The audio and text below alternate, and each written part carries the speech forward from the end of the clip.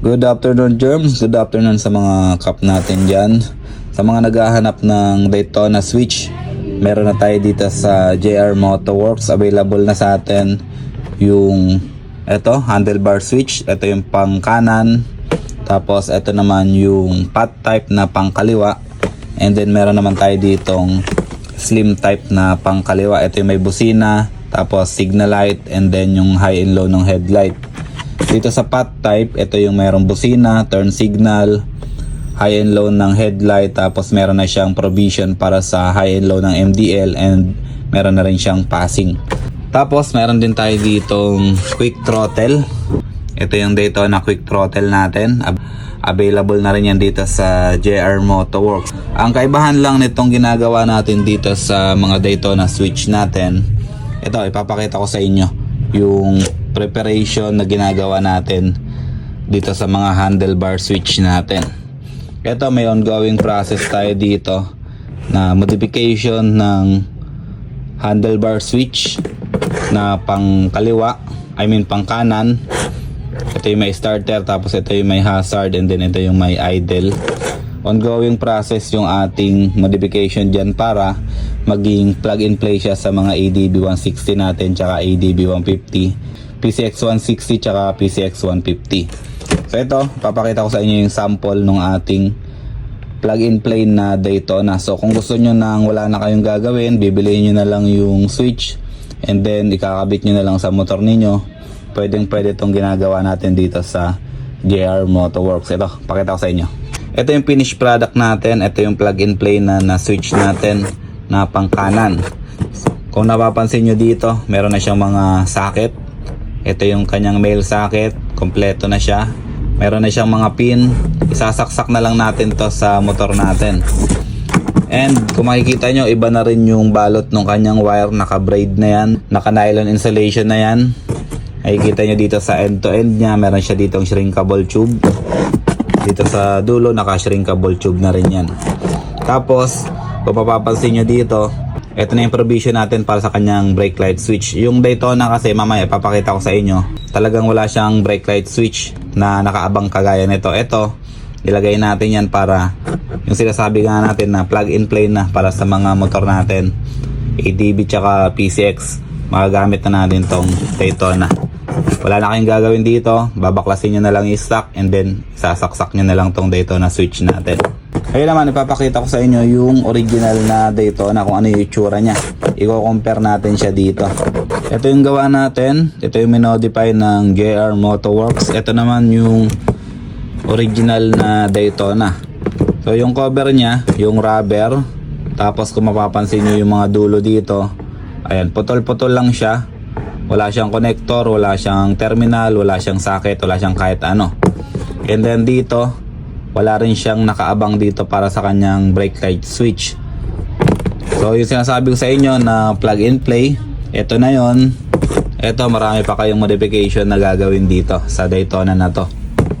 As is lang naman to, same lang naman yan. Ang ginawa lang natin dito, nag-additional tayo ng wire kasi maiksi ito. Compare doon sa stock na switch ng mga motor natin, maiksi yung wire nito. So nagdugtong pa tayo dito ng mga about 10 cm na wire bawat isa. Tapos naka-stagger yan para hindi pare-parehas yung dugtungan. Ngayon ipapakita ko sa inyo yung proseso na ginawa natin bago natin marating tong ganitong itsura nung switch natin na Daytona. Yung proseso na ginagawa natin dito sa switch na to, ganito. So tinatanggal muna natin yung pinakabalot nya, which is ito yung goma. Ayun, nakikita nyo, tinanggal na natin yan kasi papalitan na natin ng nylon or yung braid natin. After natin siya matanggal, isisecure natin yung end dito ng shrinkable tube, tapos ibabalik natin siya dun sa cable tie nya. Original, meron siyang cable tie dyan, tapos ginawa lang natin na shrinkable tube yung nilagay natin dito. Ang next step na ginawa natin dyan, syempre, ito, yung sinasabi ko sa inyo. Nagkaroon tayo dito ng mga dugtungan. Naka-terminal yan, naka-crimp. Nakikita nyo naman, kapit na kapit yung terminal natin dyan, and naka-stagger yan. Ito yung dugtungan na isa, Ito yung pangalawa, ito yung pangatlo, ayan yung pang-apat, pang-lima, pang-anim, hanggang dun sa pang-siyam na wire. Naka-stagger lahat ng dugtungan natin para hindi siya magkatabi. So, kung masugat man natin yung wire dito or yung ating shrinkable tube, hindi siya didikit dito sa isang wire. So, safe na safe yung pagkakadugtong natin dyan. So, ayan yung first process natin. Magdugtong ng wire hanggang dito. Ayan yung sinasabi ko sa inyo. About 10 cm yung pinaka dugtong natin. Okay? So next process natin dyan, syempre, isi-secure natin yung mga dugtungan natin. Kung nakikita nyo dito, naka-shrinkable na siya. Naka-double yan. Naka-doble. Gumamit tayo dyan ng 2.5. Nag-shrink tayo and then pinatukan natin ng panibagong 3.0 na shrinkable. So nakadoble yan, makapal yung pagkaka-shrinkable natin dyan.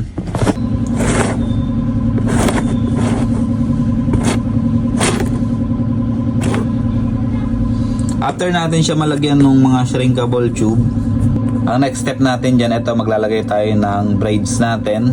Ayan, naka-shrinkable tube na siya dyan sa dulo, sa end nya. Mamaya pa natin siya ipa-finalize.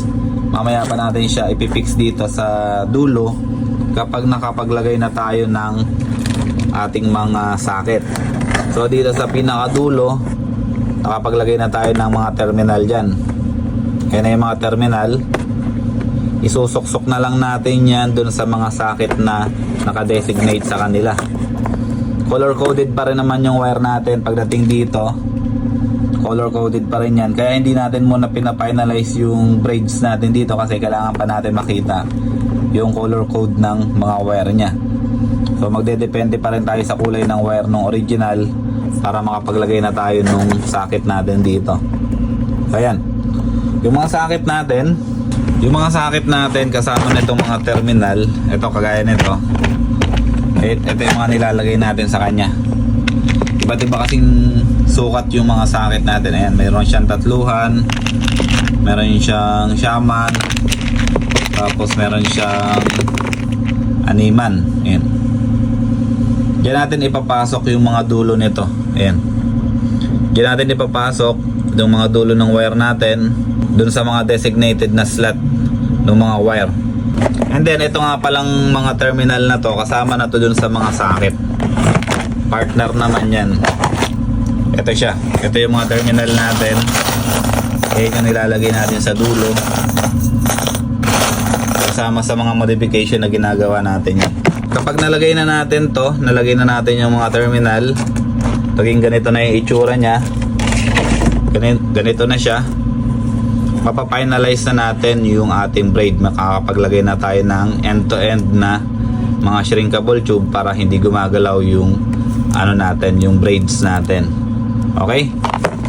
So sa mga susunod na araw, ipapakita ko naman sa inyo yung pagtitesting natin nitong mga ginawa natin na Daytona, kasi bubuksan ko yung motor ko, doon ko isasalang lahat ng mga final product natin or mga finished product natin na Daytona switch. Doon ko siya iti-testing sa motor ko para before natin siya i-release, before natin siya i-ship sa mga malalayong lugar, tested na yung ating mga Daytona switch. Especially ito, medyo critical kasi ito. Meron tong passing, meron tong high and low ng MDL, tapos yung sa kanyang signal light, busina, lahat. Mas komplikado siya. Ipapakita ko pa rin sa inyo sa susunod na araw kung paano natin siya gagawin. Pero basically, ganito yung proseso natin. I-modify talaga natin lahat ng wire nung Daytona switch. So ulitin ko sa mga naghahanap ng plug and play na Daytona, PM lang kayo sa Facebook page namin. May sasagot naman sa inyo kaagad dyan. So mula dito sa ganitong Daytona switch, magiging ganito na siya. Plug and play. Wala na kayong gagawin dito, babaklasin nyo na lang, tapos isasaksak nyo na lang sa motor ninyo. Okay?